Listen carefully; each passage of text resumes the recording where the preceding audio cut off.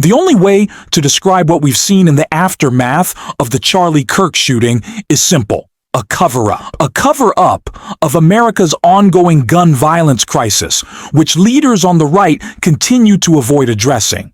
Instead, they push culture war distractions to shift the focus away from the real issues. Those same culture war tactics are now being used to hide the actual ideology of the alleged shooter, while placing blame on marginalized communities. And the clearest example of this cover-up can be found in a phone call Donald Trump made to the governor of Utah right after the first press conference about the shooter. That call gives away the strategy, and we're going to break it down. But before we do, if you're finding value in this coverage, please take a moment to like this video and subscribe. It really helps support the channel. Now, let's start with Trump's own words on Fox, where he essentially admitted what's going on when he talked about right-wing extremists. On the right as well, we have radicals on the left. People are watching all of these videos and cheering. Some people are cheering that Charlie was killed. How do we fix this country? How do we come back together? I'll tell you something that's going to get me in trouble, but I couldn't care less. The radicals on the right oftentimes are radical because they don't want to see crime. They don't want to see crime. Worried about the border. They're saying, we don't want these people coming in. We don't want you burning our shopping centers. We don't want you shooting our people in the middle of the street. The radicals on the left are the problem. And they're vicious, and they're horrible, and they're politically savvy. Although they want men and women sports, they want transgender for everyone, they want open borders. The worst thing that happened... Two things are happening right now after the Charlie Kirk shooting, and both are part of the same playbook: exploitation. First, some on the right are demanding an end to criticism, insisting you can't describe authoritarian behavior even as power is being centralized and civil liberties are eroded. Second, they're weaponizing that demand to force public condemnations and silence dissent. Once people are intimidated into apologizing for things they didn't do, the officials in power can keep expanding their agenda unchecked. We've already seen this in personnel moves, loyalists being installed and staff removed at the Pentagon and elsewhere. And it's a loyalty test, not a competence test. That's why Don Jr.'s comments matter so much. They show how far this effort will go to control the narrative. And that brings us to the leaked call from Donald Trump, which makes the strategy unmistakable. Before we break it down, if this reporting helps you make sense of what's happening, please like the video and subscribe. It really supports our work. Now let's look at that leaked phone call and what it reveals. And I know Charlie and I spoke about this frequently, sort of the irony of the anti-fascists these days. They seem to be taking a lot of playbooks out of the fascists, out of the browncoats. I mean, if you don't agree with someone, kill them. I mean, that seems quite fascist to me. So, I wish we would stop calling them Antifa, because there's nothing anti about their fascist tendencies. It's absolutely disgusting. But there is something very odd that someone could get that radicalized with none of those footprints. So, I don't want to speculate. I don't have any additional information about what these things are. But I will say, watching the left turn this violent when they don't get their way, it's almost as though, Martha, they know they've lost the plot. I know these aren't smart people, but it really confirms my theory that most of them were hit on the head at some point in their lives when they continue to play selective memory. The left wants to kill people that they disagree with. Which vice president did a violent mob threaten to hang because he disagreed with their false narrative around the most secure election in history? Oh, that was Mike Pence. That was your guys. That was your disagreement on the basics of facts. It wasn't a disagreement about Charlie Kirk saying that black women aren't smart enough to have jobs. First of all, that's not an opinion. That's bigotry. That is a vile bile that he spilled every day for a profit, mind you. Not because he was some free speech champion, but because he loved to hate. That was their project. But Don Jr. now wants to tell you, you have to be silent. You have to shut up. But we're not going to. especially as we just saw what I believe to be an unfounded report from the governor of Utah. But why he said it makes a lot of sense when we see what Donald Trump said to him on that call. Alleged killer of Charlie Kirk deeply indoctrinated with leftist ideology. Utah governor says Charlie Kirk's alleged assassin was deeply indoctrinated with leftist ideology.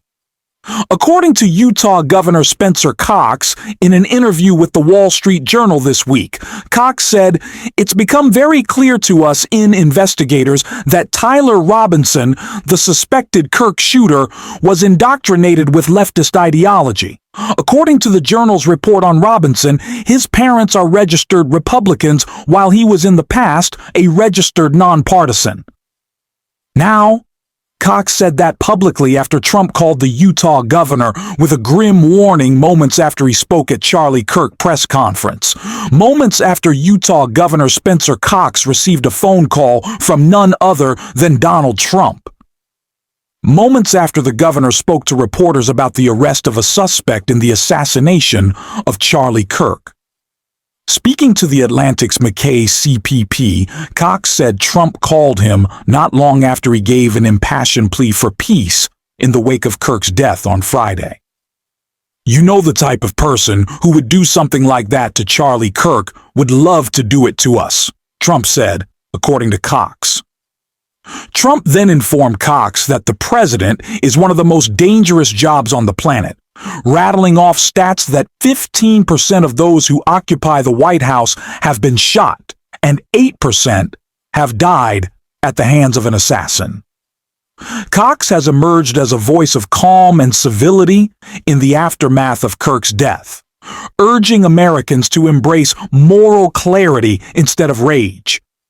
Donald Trump reportedly called the governor of Utah and told him that the same people responsible for the Charlie Kirk shooting also want to target him.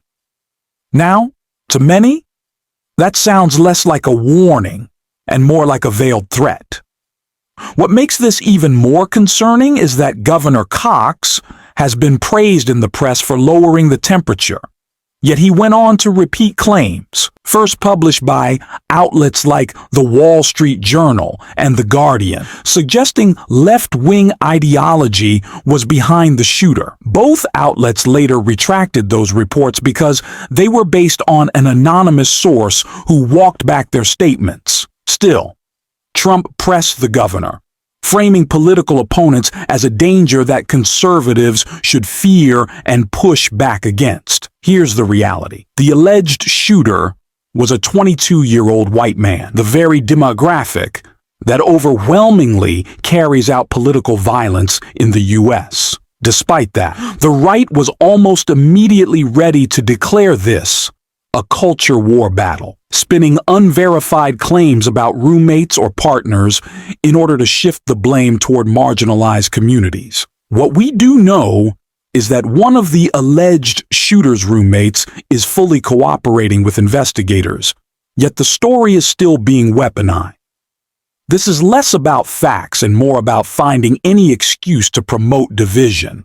And as Jessica Tarloff recently pointed out, this tactic is not new. It's part of a long-standing strategy to deflect from real accountability and redirect public anger. Hillary Clinton giving an interview?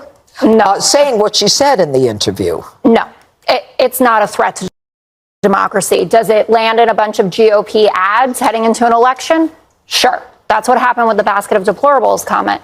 But I really need everyone to spare me the faux outrage and the pearl clutching about this. Okay. A little collection of things that Donald Trump and high-ranking Republicans call liberals on a daily basis: anarchists, anti-American, deranged, communists, corrupt, compromised, groomers and perverts, thugs and traitors. Now, she was explicit that she was talking about a subsection of the Republican Party the same way that Joe Biden is when he talks about these MAGA extremism. But you tell me, if the leader of the Democratic Party, so that would be Joe Biden, was facing 4 indictments with 91 felony counts, He had been found liable of sexually assaulting a woman and defaming her. That's E. Jean Carroll. Guilty of fraud, sharing the nation's secrets, not only in the Mar-a-Lago indictment, but there was a report yesterday from ABC News that he had shared information about our nuclear submarine capacities with an Australian billionaire who's a member at Mar-a-Lago, who had then gone on and shared that with dozens of other people. Ended up making a purchase, I think, of 3 subs. It included specifics up to how many nuclear warheads they carry and how close they can get to Russian subs without being detected. And then I told you, so all of that is happening, and he's shooting up in the polls. And when you see those interviews of Trump supporters outside of the rallies, they're like, none of this is true. It's the big lie. He won the election, et cetera. And you wouldn't say to me, you guys are in a cult? It's actually tame what Hillary Clinton was. This is who we're dealing with. And I want to be clear. I don't like framing it as an us versus them issue. But here's the truth. I didn't storm the Capitol. Neither did you. I didn't laugh at or spread memes after Paul Pelosi was attacked, and I certainly didn't use my platform to encourage support for political violence. Yet, that's exactly the kind of behavior we've seen normalized on the far right. So yes, I'm going to call this out directly. These individuals are not honest brokers, and we don't have to play along with their performative outrage or join in their selective mourning. What they ultimately want is to double down on division and hate, and we're not going to let that happen. That's the setup, and that's what Donald Trump is working toward, and we're going to continue exposing it right here every single day. If you want to support that work, don't forget to hit the subscribe button. Leave a like on this video, and if you made it all the way to the end, drop a blue heart in the comments. Keep pushing forward. Don't be silenced. And until next time, I will see you soon.